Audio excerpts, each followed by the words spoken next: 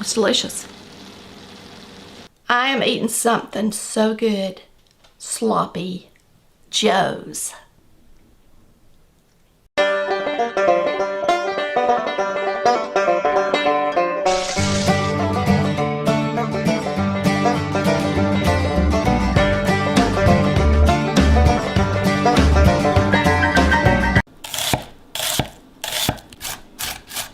I'm using my little rocker blade to chop these. I bet your mama made sloppy joes. Whose mama didn't? Even if she opened the can of sloppy joe mix, she made you some sloppy joes. But today, we're gonna do it homemade.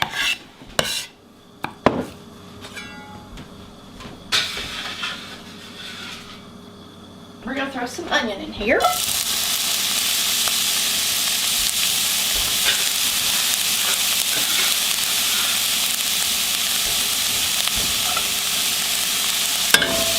And I didn't have any fresh bell pepper, so I had some in the freezer and I just beat it up. So we're gonna pour it in here. We're gonna saute this and seal it so it's nice and tender. And then I'll probably just take it out. That way it won't be swimming in hamburger grease. Alright, while these are sauteing, I like to go ahead and add a lot of my spice. 1/4 teaspoon of chili to this sloppy joe mix. That ain't much, but that's all we want, just a taste of it, okay? I'm going to put in a whole teaspoon of pepper and a teaspoon of salt.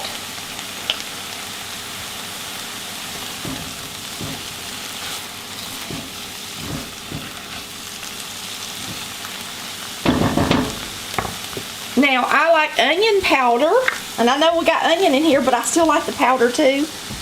One of the viewers actually told me to start using it, and I just love it and everything. So I'm going to put in 2 teaspoons of this because I love it.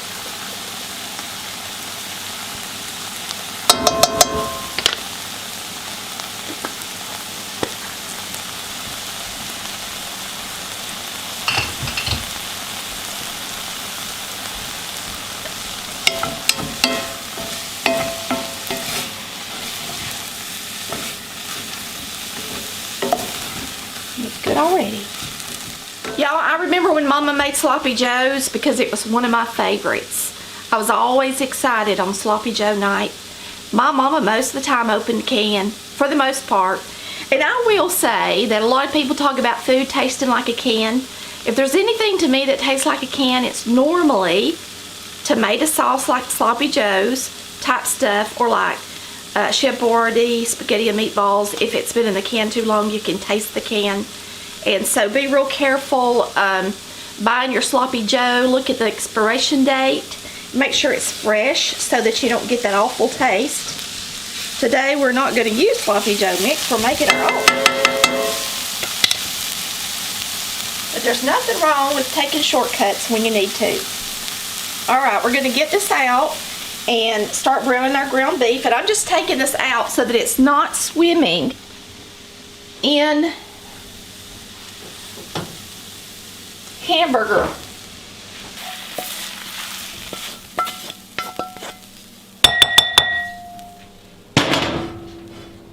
Alright, now we're going to start browning our beef. So we're going to turn the eye on high pretty much, or close to it. And I've got 5 pounds of ground beef, and sure, I'm not going to use 5 pounds. I'm only going to use about 1.5 pounds of ground beef for this recipe.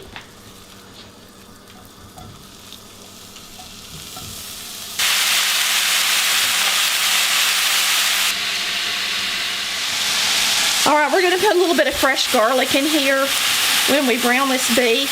If you have garlic powder, use it if you don't have any fresh garlic. And just use about a half teaspoon, I guess, to a teaspoon. Just how much you like. My husband does not like garlic salt. If you use garlic salt, make sure that you don't over salt it. You know, you might want to reduce the salt somewhere else.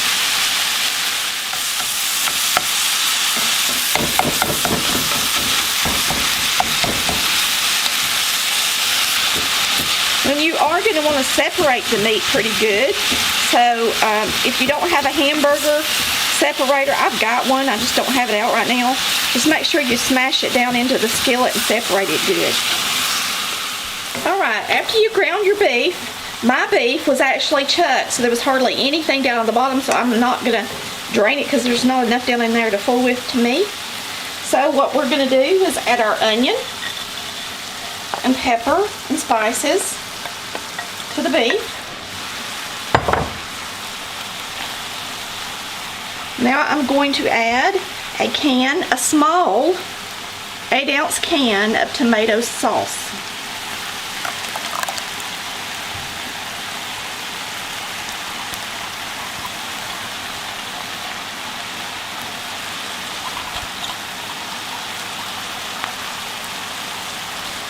Right now, while you still have your can, we're going to fill it up with the ketchup.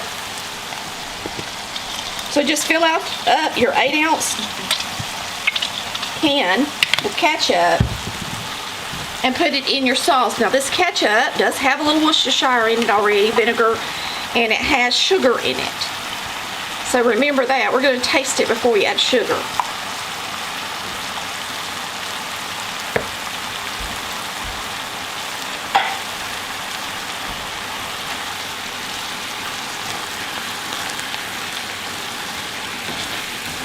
Now I'm going to add a little extra Worcestershire. I already said. Don't overdo it. Some people put a little steak sauce in theirs instead of doing it that way. You can do that if you got a little A1 or whatever. You can throw that in there too.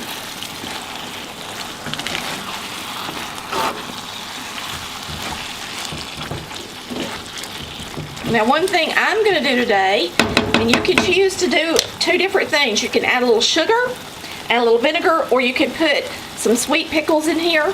I'm going to put in sweet pickles because I like them. I think they taste good. I'm going to put in a good 1/4 cup.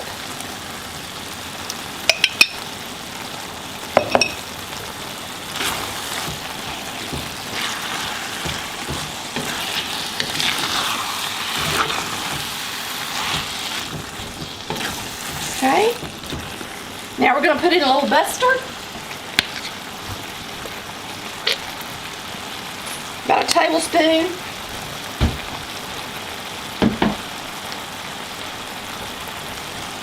I'm going to taste this before I add any brown sugar, but we may go ahead and add a little brown sugar as well. It looks good already. Now you're going to want this to simmer a good 20 minutes or so. Just put it on a real low heat and let those flavors get in all that meat. And you never serve a sloppy joe without putting it in the bun, tying up the bag, and letting the buns get real soft. And I'm going to turn it down on low.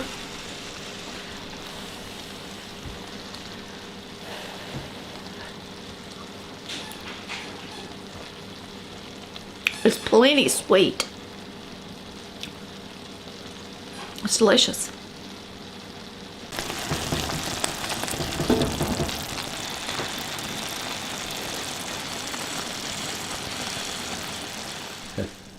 I like to take the sloppy joes and put them in the bun and then put the bun in a bag. Now, if you don't want to make all 8 sloppy joes, then you can use a gallon-sized bag if you've got one, and only, put in a bag what you're going to eat and then save the rest of the bread. But I'm going to show you how I like to do it.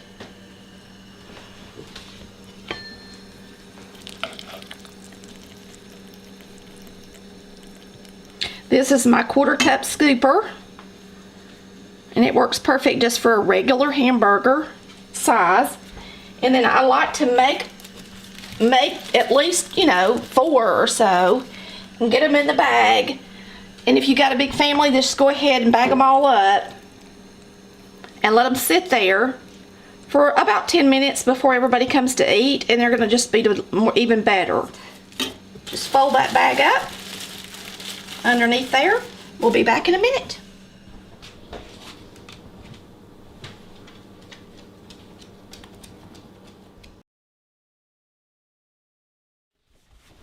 What's so fun about eating sloppy joes? You get to have chips, Mama gets an easy night, and everybody gets to be sloppy at the table. Cheese puffs, yummy.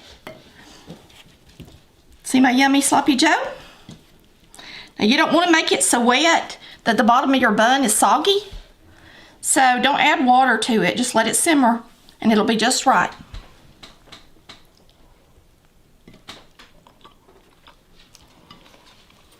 Mmm. Yummy.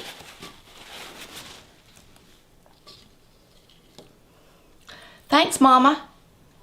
Thanks for watching Colored Valley Cooks, where we cook like Mama did. Bye, y'all. I love ya.